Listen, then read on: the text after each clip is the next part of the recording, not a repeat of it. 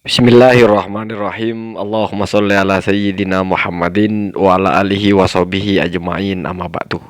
Ja'alana wa iyyakum min ahlil khairi was sa'adah fid dini wad dunya wal akhirah. Amin Allahumma amin. Ada banyak orang yang kirim link kepada saya mengatakan bahwasanya Sayyid Zulfikar Basyaiban sudah menjawab atau membantah konten saya. Ya, saya aneh aja. Setelah saya simak, bukan membantah konten saya, tapi membantah artikelnya. Bahkan dia menyebut siapa yang nulis artikel itu namanya Gus Khalil atau Salim Khalil. Bahkan Sayyid Zulfikar sudah menunjukkan laman Facebook dari Gus Salim Khalil ini. Jadi kalian itu kalau menyimak konten saya, lihat saya memberi tanggapan apa di situ. Saya hanya mengulas, menjelaskan isinya. Bahkan kalau kalian memperhatikan sedikit banyak kalimat-kalimat saya itu, saya bilang ya, masa kita mempersoalkan nasab orang karena salah nulis syahadahnya, itu ya begitu. Tetapi ini menjadi pelajaran yang baik kepada siapapun, termasuk kepada Ba'alawi sebetulnya. Ketika ada yang meragukan, ada yang menulis kejanggalan nasab atau penolakan nasab atau bagaimana, harusnya santai saja dan menyikapi, menjawab dengan jawaban yang cukup sesuai dengan yang dibutuhkan. Misalnya ketika Sayyid Zulfikar ditanya kok bisa Basyaiban, padahal kan bukan Hadramaut, dijelaskan bahwa aslinya memang Syaibani. Jadi Asyaibani. Tidak ada Basyaiban. Tapi karena di Indonesia dikenalnya Basyaiban. Karena ya kecelakaan sejarah penulisan, karena dianggapnya berasal dari Hadramaut, dicantolkan ke Ba'alawi juga, makanya ditambah ba juga menjadi Basyaiban. Ba itu alih ya. Jadi alih diganti menjadi ba. Misalnya Ali Mukidi, Ba Mukidi, Ali Syaiban, Ba Syaiban. Ali itu keluarga. Ali Alawi, Ba Alawi. Ali Fadol, Ba Fadol, Ba Mahromah dan sebagainya. Itu sudah dijawab semua ya. Kemudian tentang yang nasab di makam yang ditempel itu memang tidak sesuai.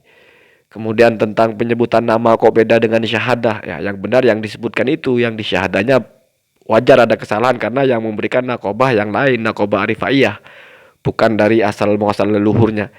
Jadi santai saja. Ketika saya mengulas tulisannya Gus Salim Khalil itu, di situ tidak sama sekali menyebut menton atau mempertanyakan keabsahan nasab personal. Tidak sama sekali bawa-bawa kitab. Hanya bawa hujah nasab yang terpampang di makam. Ya, nasab yang terpampang di makam kan tergantung siapa yang nempel kan begitu. Kemudian tentang Abdurrahman dengan Sayyid Sarif, ternyata emang dua orang dan sebagainya lah, kalian simak itu ya. Artinya ini adalah satu pembelajaran yang baik, bahwasanya ketika ada orang meragukan nasab kita, kita santai saja. Kalau memang mau menjawab, jawab. Tidak perlu lalu dianggap di framing ada kebencian dan sebagainya. Dan ini dicontohkan oleh sadah-sadah yang lain, seperti yang pernah saya bahas tentang misalnya Sadah Qatadah, diragukan nasabnya karena ada satu nama yang tidak terdaftar dalam kitab-kitab. Mereka mampu menunjukkan kitabnya. Ternyata yang tidak terdaftar itu dalam kitab Lubabul Ansab punya Ibnu Funduk, tetapi terdaftar di kitab yang semasa dengannya, yaitu kitab Al-Fahri dan juga kitabnya Asy-Syajarah Al-Mubarakah.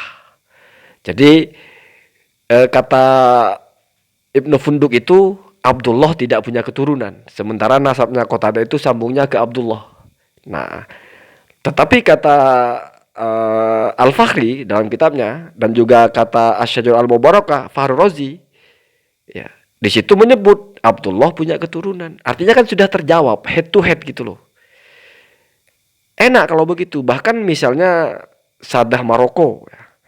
Ya walaupun kalau masalah ini agak berat Sadah Maroko ini ya. Ini sudah pernah saya bahas semua. Ini cuma saya ulas mudah-mudahnya saja gitu. Sadah Maroko itu kan ditoon atau ditolak nasabnya karena ada penyebutan Muhammad Nafsus Zakiyah punya anak bernama Qasim. Sementara di kitab-kitab nasab satupun tidak ada yang menyebut Nafsus Zakiyah itu punya anak bernama Qasim.